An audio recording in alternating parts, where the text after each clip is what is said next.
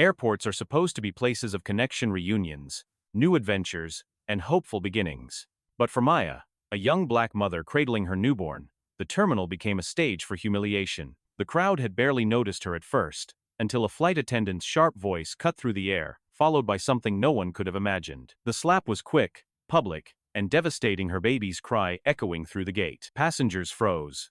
Cameras came out. And in that instant, one stranger's arrogance set off a chain of events that would rock the entire airline industry. Maya had always been the kind of person who blended into the background, not because she lacked presence, but because she carried herself with quiet grace. She was a new mother, still adjusting to sleepless nights, early feedings, and the unpredictable rhythms of caring for a newborn. Her husband, David, was away often, running a high-profile business empire that Maya rarely discussed with strangers. She preferred her anonymity. It allowed her to experience the world without the filter of her husband's name. That morning, she arrived at the airport with a simple planned flight to her parents' home so they could meet their grandchild for the first time. It was a short domestic flight, nothing fancy, just a moment she'd been anticipating for months. She wore comfortable clothes, kept her hair tied back, and held her sleeping baby close, humming softly as they waited to board. The gate area was busy, families juggling luggage, business travelers tapping away on laptops, and the faint buzz of announcements over the intercom. Maya found a quiet corner and sat, focused entirely on her child. She noticed the flight attendant only in passing, a sharp-faced woman in a perfectly pressed uniform, scanning the crowd with an expression that seemed permanently impatient. When boarding began, Maya waited her turn like everyone else, stepping forward with her ticket in one hand and her baby in the other. But the moment she approached the attendant, something shifted.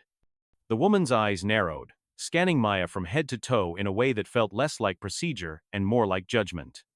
It was subtle at first, but the edge in her tone made Maya's chest tighten, an unspoken warning that something unpleasant was about to unfold. Maya adjusted her grip on her baby, stepping toward the boarding tunnel. The flight attendant, her name tag reading Claire, suddenly extended an arm, blocking her path. "Ma'am, you can't board like this," Claire said sharply, her voice slicing through the air.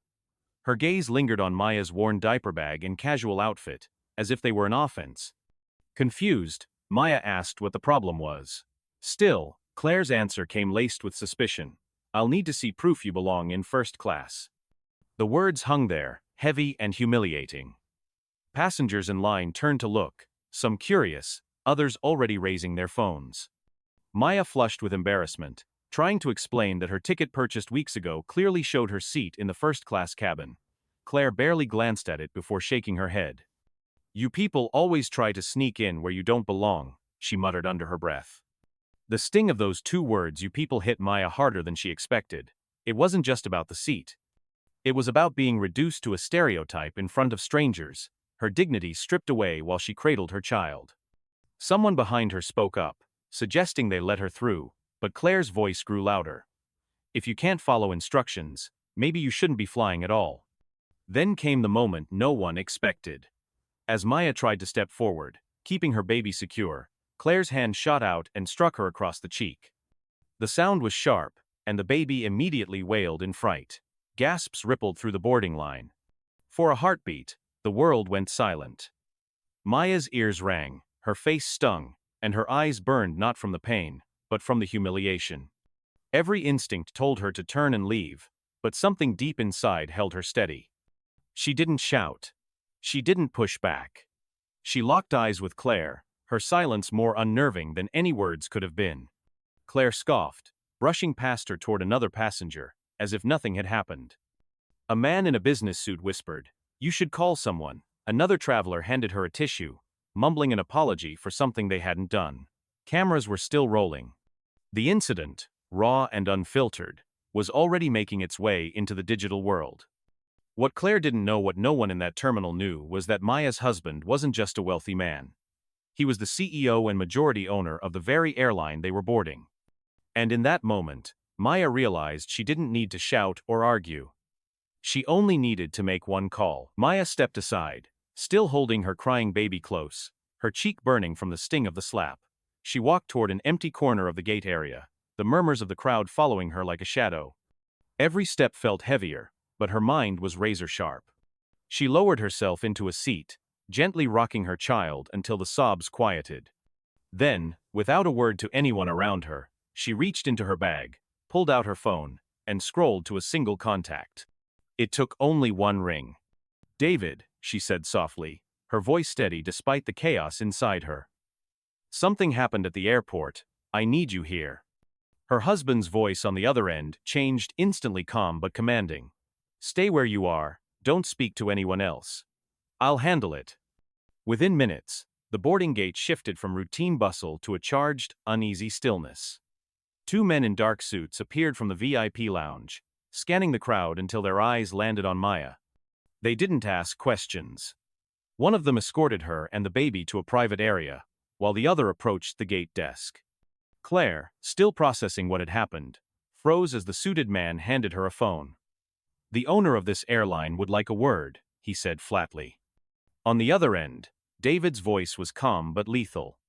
He asked her to recount the incident in her own words. Claire stumbled, offering a version that painted Maya as uncooperative. David didn't raise his voice. He said, "I just reviewed the security footage. You assaulted my wife. You humiliated the mother of my child in front of dozens of witnesses." Claire's face drained of color. I didn't know." "That's the point," David cut in. "You didn't care to know." As the call ended, two security officers arrived. Passengers watched in stunned silence, as Claire was relieved of her duties on the spot, her badge and ID taken from her trembling hands. By the time Maya reappeared at the gate, still cradling her child, the mood had shifted entirely. Conversations hushed. Eyes followed her, not with pity, but with a dawning awareness that they had just witnessed something far bigger than a boarding dispute. Maya boarded the plane in silence, escorted by the same suited men who had arrived minutes earlier. First-class passengers, who had overheard bits of the unfolding drama, straightened in their seats as she passed, their eyes filled with a mix of curiosity and respect. She took her seat by the window, settling her baby with practiced ease. Claire was nowhere to be seen. In her place, a different attendant approached Maya, her demeanor warm and careful. She offered bottled water, extra blankets, and a quiet assurance.